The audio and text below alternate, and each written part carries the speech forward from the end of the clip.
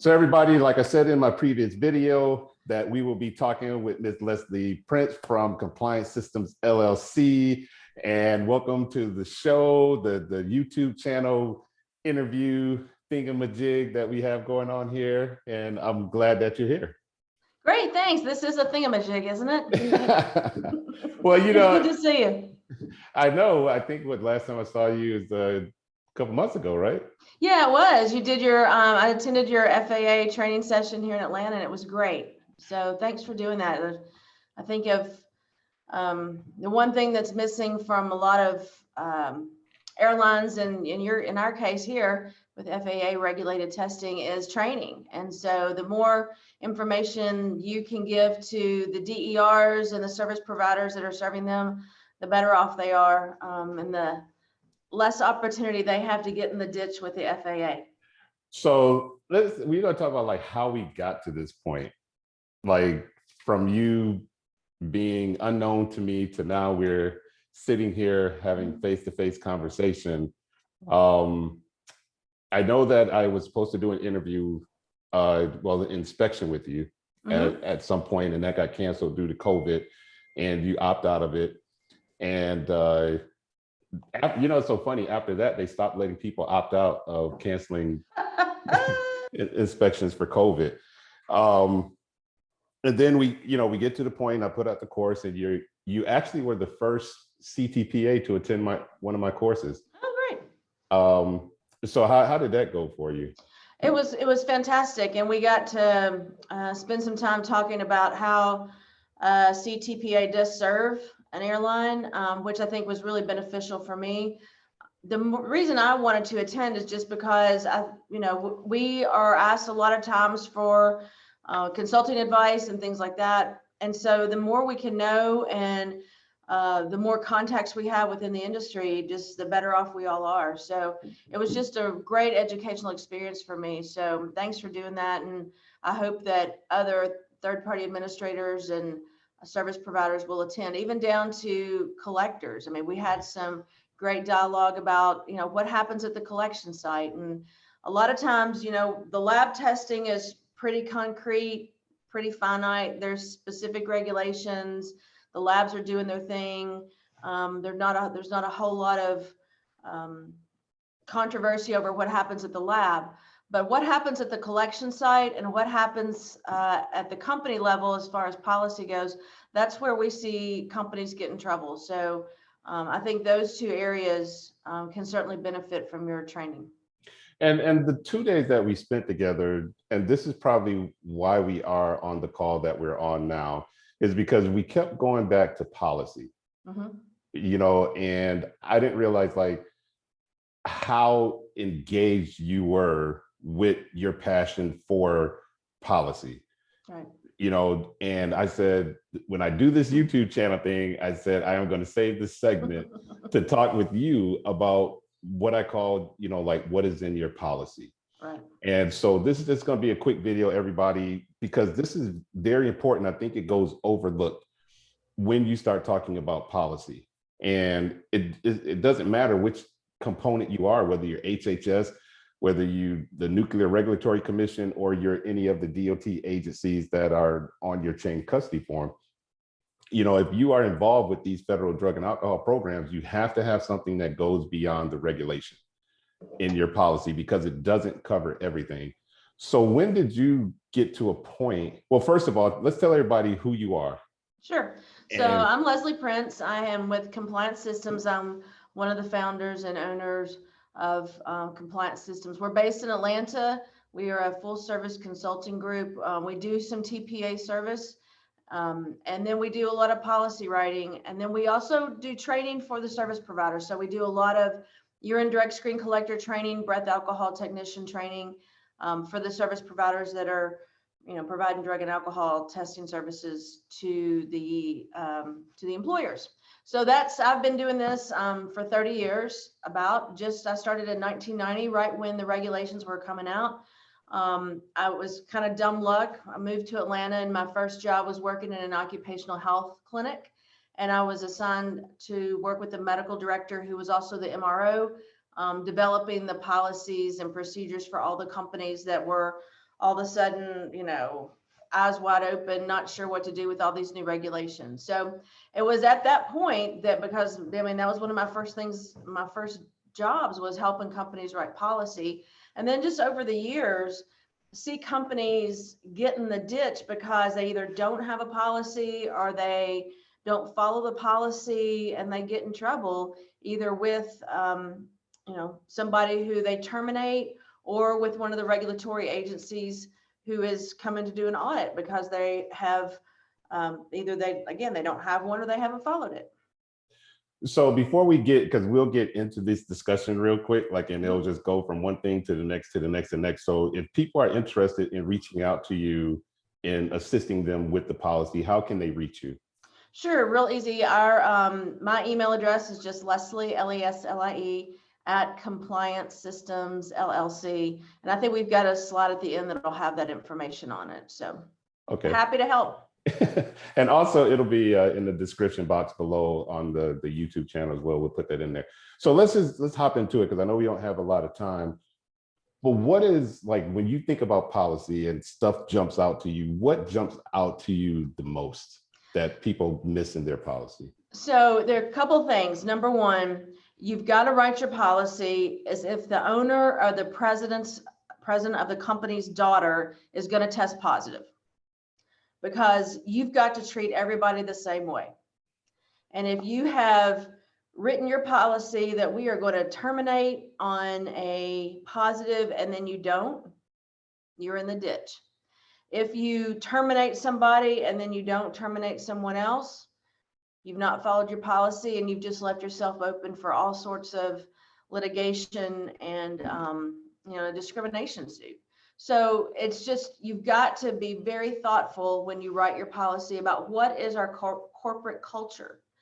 We are seeing now, because of especially in our FMCSA work with our trucking companies, they're going back and rethinking their policy. There's such a shortage of truck drivers now. Maybe they're willing to give them a second chance when previously they weren't. So those are things that you've got to think about as a DER and as a owner or leader in your company. What is our policy going to be, and what is our culture?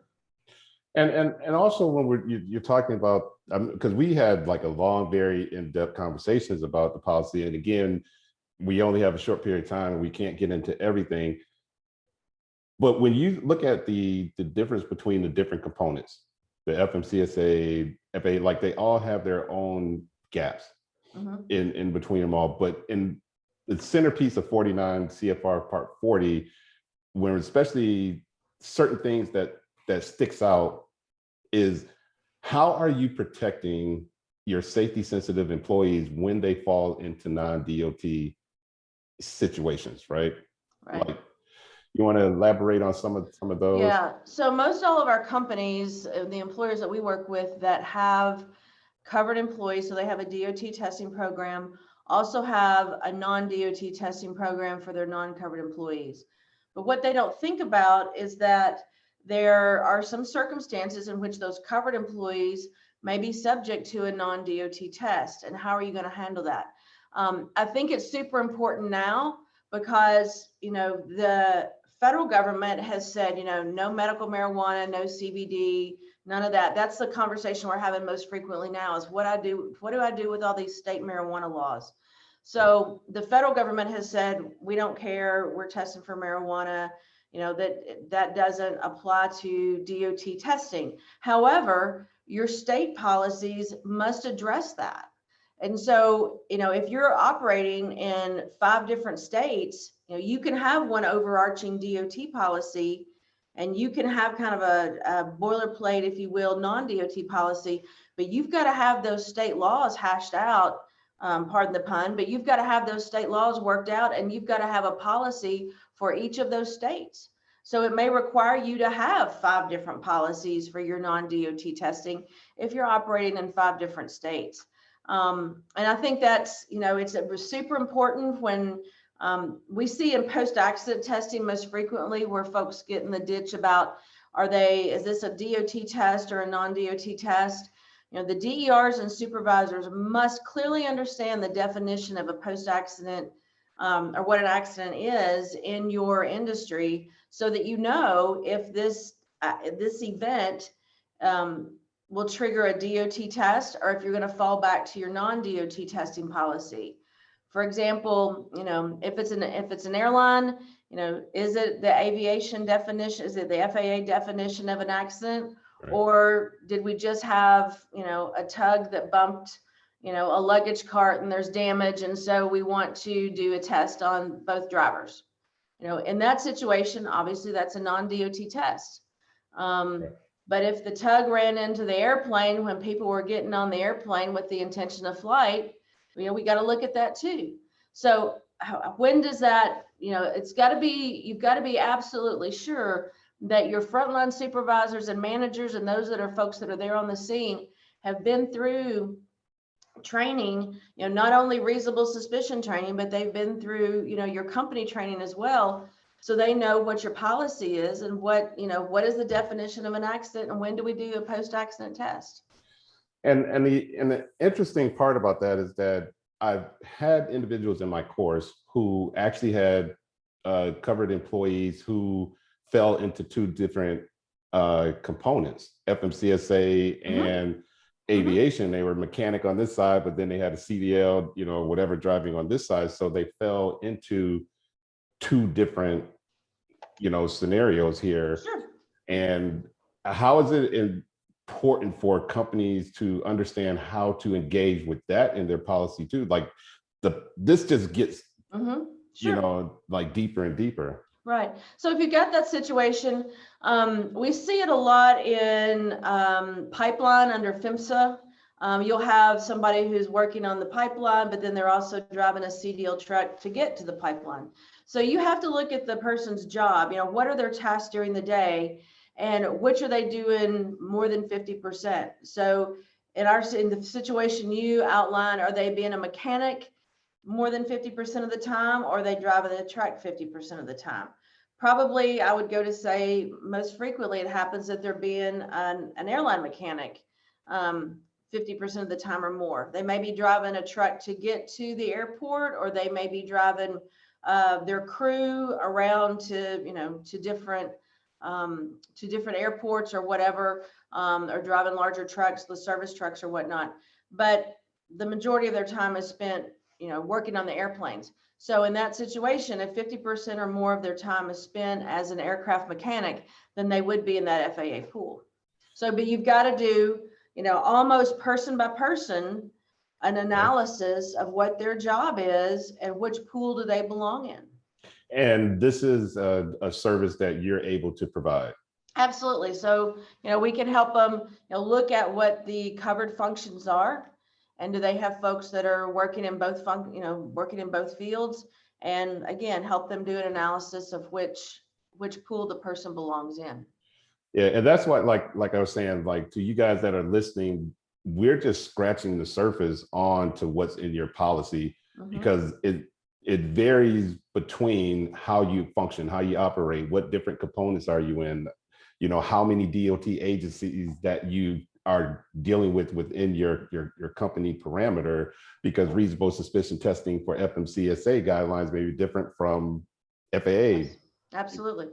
Yeah.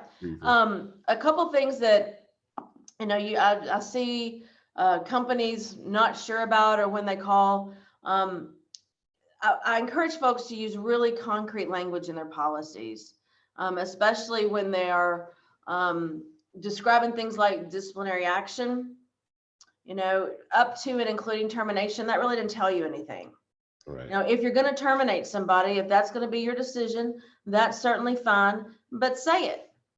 If you're going to allow the person to go through the SAP return to duty process, you want to say that too, because you've got to give really clear language. And so like at FMCSA, you have to have in your policy, if you're going to allow somebody to voluntarily notify you that they have a substance abuse problem and they need help. I mean, there are very specific circumstances in which you can accept that voluntary disclosure, and there's certain circumstances when you can't. So you've got to really dig into, as you said, Greg, dig into what the regulations are, what your options are, and make sure that you're specific about it. The FAA has a sample policy on their website, and that's a great start.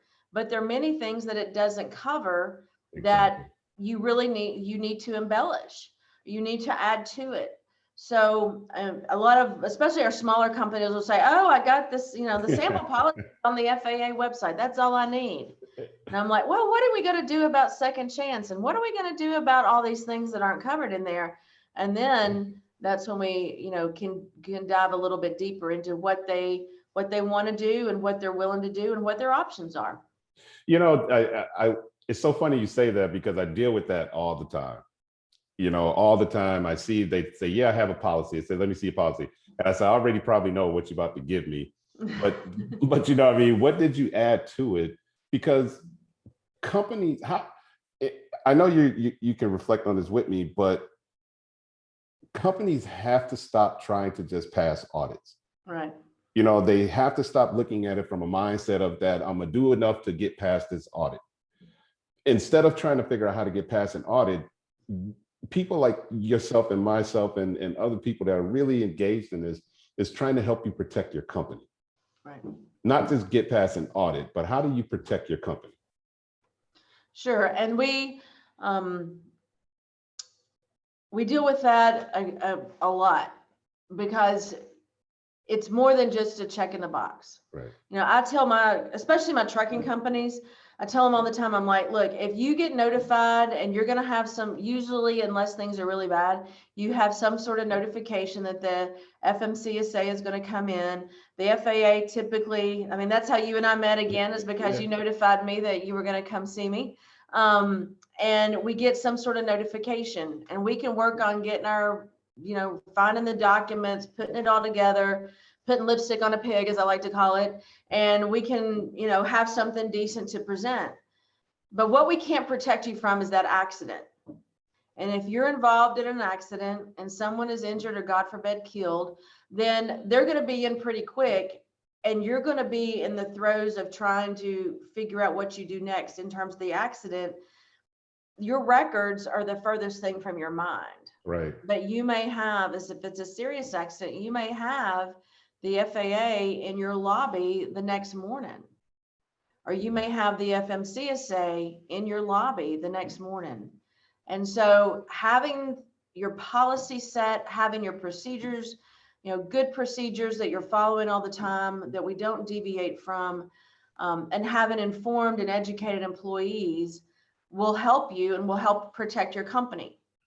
Because if you haven't followed your policy, and you haven't done your random testing, or you haven't treated everyone the same way, you haven't applied your policy across the board, that's when you might as well just get the checkbook out. And so I tell companies, I said, you can pay me a little, or you can pay the government a lot. Take your pick. Or some attorney. Or some attorney. There you go. You would pay the attorney way more. Or some attorney. We are not attorneys. Yeah. And because it's interesting, like the first thing an inspector is going to do is, let's say something as simple as negative dilute. Mm-hmm. Right? Yep. And I try not to be that interviewer who do all the talking. So I'm just going to throw it out to you. So something as simple as negative dilute.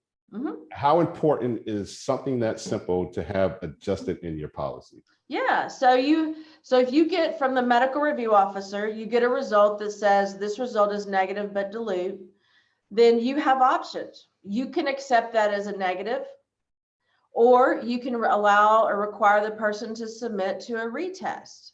You can do one retest, it's not observed. And if that person is negative dilute on the retest, you just have to accept that as a negative. But you do have some options. Number one, if you're going to retest everybody, which I do encourage, because drinking a bunch of water is the easiest and cheapest way to try to beat a drug screen, then you're going to hopefully catch somebody if you require the retest. But you can also specify that you retest in certain circumstances. So you want to have that in your policy. Again, if you are going to retest, you must have it again in your policy. If someone calls and says, I got this negative dilute, I'm not sure, I've never had that before, what does that mean? So we go through the, what that means. The lab, when specimen got to the laboratory, the lab tested for creatinine, specific gravity, and pH, and creatinine and specific gravity were lower than the established threshold. And they say, well, what do I do with that? Well, my rote answer is, what does your policy say? What is your policy? What does your policy say? If the policy says nothing, you don't have many options.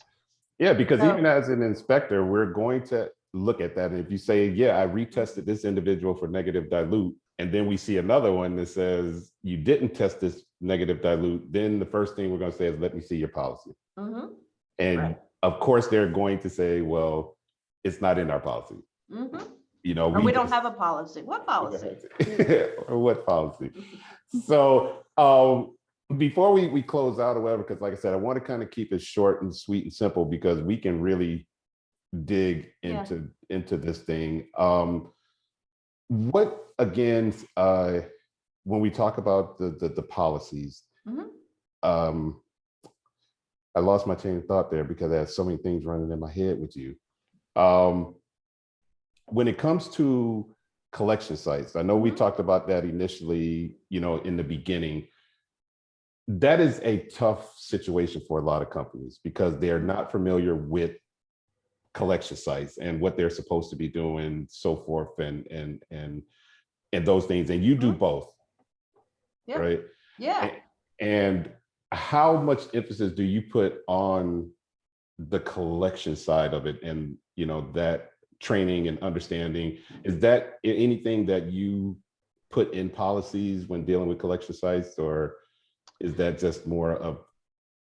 Yeah, so a couple of things. Number one, we do encourage you to have a designated site. If there is, if you're in one location, have somebody who you use routinely and go see them. The FAA on the website has a collection site inspection tool. Right. Print that out and go see them and find out what it means. If you're not sure, look for some DER training. If you don't know what collection sites are supposed to do, look for some DER training. You as the DER need to know what goes on at the collection site, what should go on at the collection site, because there may be some implications there for your policy. Right. So, what are you going to do if, you have somebody who is belligerent at the collection site? Or what do you do if you have somebody who doesn't have proper identification? There's some simple things that you as the DER need to know. So you've got to understand the regulations. Go find some DER training. We have DER training available if somebody wants. But have that knowledge and go see your collection site. It may be a situation where if you fly into 26 cities, you can't get to every one. Right. But before you are going to nail down that collection site that you're going to use, at least if you can't get to them, have a phone conversation with them. Make sure they know what they're doing. Make sure they know, what a refusal to test is. Ask them what happens if, someone gives them a cold sample at their site. What do they do? You also want to, when we talk about cold samples, you also want to know for your policy purposes, for non-DOT testing, are you going to follow the DOT rule for things like cold samples? With non-DOT testing, we always say the DOT rules are the gold standard, but you have some latitude with non-DOT testing. So if you have somebody on a non-DOT test who provides a cold sample, are you going to go through with the observed sample, or are you just going to cut them loose? So, those are things I kind of jump back into the policy, but those are the things you want to know. But you've got to make sure your collection site knows what's going on. Again, I can't stress enough, when companies get into trouble, it's because things have gone wrong at the collection site or things have gone wrong with the policy. So be comfortable with your collection site, have a good relationship with them, go see them. Take them some donuts. They're going to be your friends because they will get you out of a ditch too. When you have, obstacles that come up during the collection process, you need to be able to lean on your collection site and get their help and have their partnership. Yeah. And you also provide collector training too, right? Yeah, we do. We do a lot of that. And you know, when I'm doing my collector training, my overarching thing is, you know, you may not remember this collection that you do, but in a year you may have to go testify about that collection that you did because the test may be positive. You've got to do your collections the same way each and every time.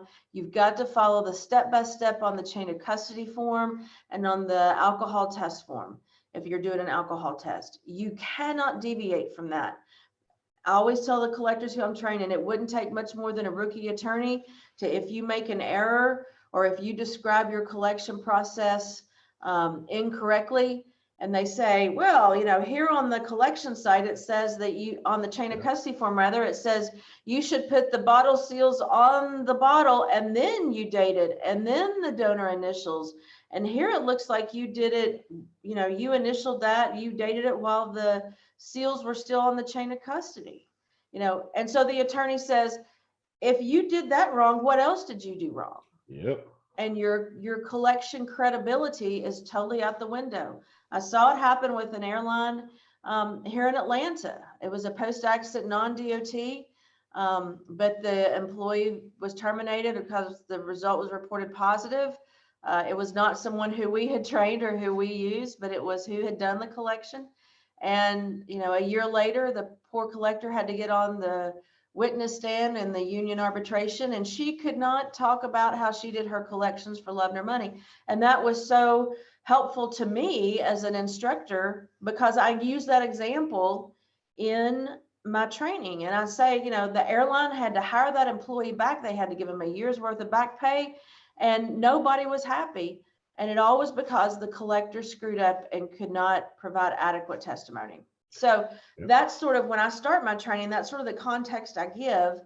And when I'm talking to a new collector and I start talking about testifying and all that, they're like, eyes get real big and wide.